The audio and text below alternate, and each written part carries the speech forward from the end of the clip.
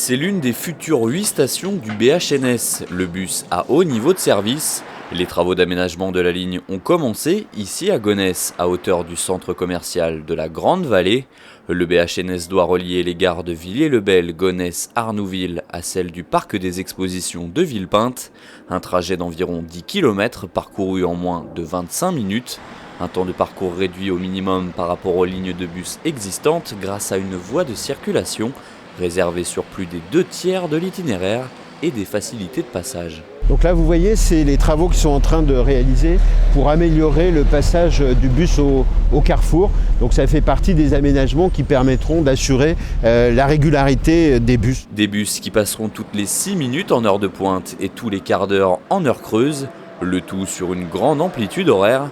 Car l'objectif de ce superbus est d'améliorer la desserte des zones d'activité et d'emploi implantées le long du tracé, y compris l'hôpital de Gonesse. L'objectif, c'est d'avoir un niveau de desserte en transport en commun qui correspond aux besoins de la population et aux besoins du territoire.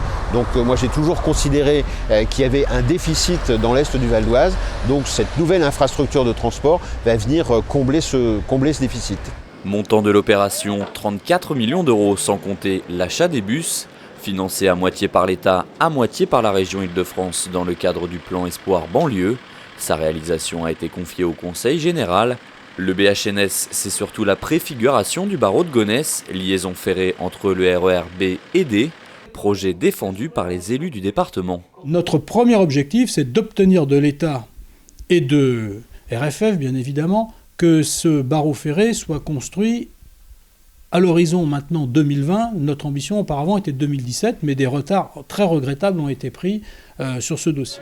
Un premier tronçon doit être mis en service en même temps que l'ouverture de l'hôpital de Gonesse fin 2014.